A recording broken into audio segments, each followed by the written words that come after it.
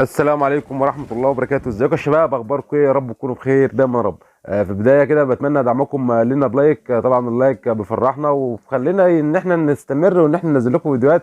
فبتمنى كده طبعا بداية كل فيديو برضو نطلع على حبيبنا شفيعنا سيدنا النبي محمد، اللهم صل وسلم وبارك على سيد الاولين والاخرين. النهارده هشرح لك ان من ساعة الحمام ما بيبيض لحد الحمام لما بيفطم الزغاليل، او ان احنا نفطم الزغاليل بتاعنا ازاي. فان شاء الله تعالى فيديو جميل جدا، ما تنسوناش باللايك بتاعكم الجميل. طبعا يا جماعه الخير، الحمام بيوضع البيضه بعد 6 شهور. طبعا الحمام عمره بيكتمل وبيبقى جاهز لان هو طبعا يبقى حمام بالغ، وان هو يبقى حمام منتج، وان هو يبقى طبعا حمام انت تستغله في الانتاج لما يوصل عمره 6 شهور. وفي حمام بيبقى اقل من كده، بيبقى عمره 5 شهور. طبعا ده بالنسبه للحمام البلدي. الحمام الزينه يعني بيبيض بعد 6 شهور، ممكن يبيض بعد 7 شهور و8 شهور. فما تقلقش لو انت بتربي حمام زينه لو غايب في الانتاج شويه.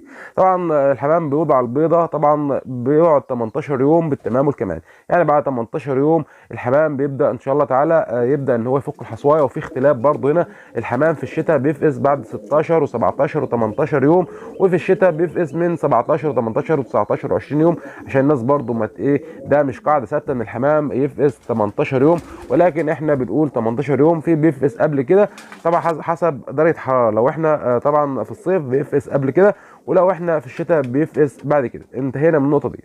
طبعا ان شاء الله تعالى بعد 18 يوم بيفقس طبعا الزغاليل. بتبدا الاهالي ان هي تلبن للزغاليل. اللبن ده يا جماعه سبحان الله يعني بيبقى عباره زي بنقول زي اللبن بتاعنا كده، الحليب. طبعا بيبقى هو الحمام بياكل بقوليات وبياكل حبوب بجميع انواعها، ولكن سبحان الله بينزل ماده زي اللبن كده سبحان الله بتسهل على الزغاليل ان هي تعيش، وان هي طبعا تهدمه الامعاء بتاعتها والاحشاء بتاعتها تبقى ضعيفه جدا.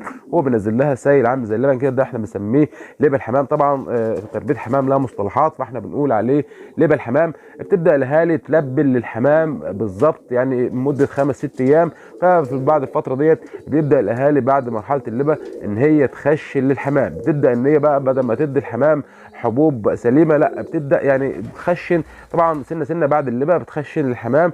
تبدا ان شاء الله تعالى بعد 15 يوم تدي الحمام الحبوب سليمه. بتدي الحمام حبوب سليمه، الزغاليل حبوب سليمه. وتبص تلاقي الزغاليل بعد ما بتاخد خلاص اللبه وبعد ما تاخد التخشين زي ما انتم شايفين كده يا شباب بالظبط. الحمام ده بيدي في المرحله ديت من مرحله اليوم ل4 ايام، ده مرحله اللبه.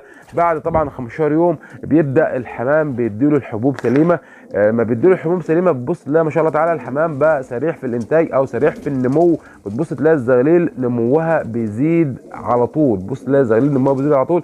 تبص بعد ان شاء الله تعالى بعد 25 يوم تلاقي الزغاليل بدات ان هي تطفطف يعني تلاقيها بترفرف بجناحها كده، عايزه تتعلم الطيران، واقفه العين وعايزه تتعلم الطيران. الكلام ده بعد 25 يوم ان هي بتبدا تعمل الحركه ديت. بتبدا الاهالي بقى خلاص ما بتحرمها من الاكل. وهنا لازم نخلي بالنا من حاجه، لو حطيت ايديك على الحويصله بتاعت الزغاليل هتلاقيها فاضيه، ما توكلش الزغاليل. لان الاهالي هنا في الفتره دي بتعلمها ان هي تنزل من العش. طبعا في ناس بتربي في قفاص عاليه، وفي ناس بتربي طبعا في عيون بتكون عاليه، فالاهالي ما بترضاش توكلهم لان الاهالي هي فاهمه بتعمل ايه سبحان الله. بتجوع الزغاليل عشان الزغاليل تنزل وراها وتجري وراها عشان تاكل، عشان تبدا ان هي تفطمها. فانت ما تلاقيش الزغاليل طبعا الحويصله بتاعتها فاضيه تروح توكل الزغاليل كده بالطريقه ديت. الزغاليل عمرها ما هتنزل من العش. فطبعا الطريقه ديت هي الاهالي بتتبعها مع الزغاليل عشان الزغاليل تنزل من العش. فهي بتجوع الزغاليل والزغاليل تنزل من العش بالطريقه ديت ان هي طبعا بتفطم الزغاليل. طبعا كان فيديو بتاع النهارده، يا رب يكون الفيديو قدم لكم قيمه. لو عجبك الفيديو ما تنساش باللايك. السلام عليكم ورحمه الله وبركاته.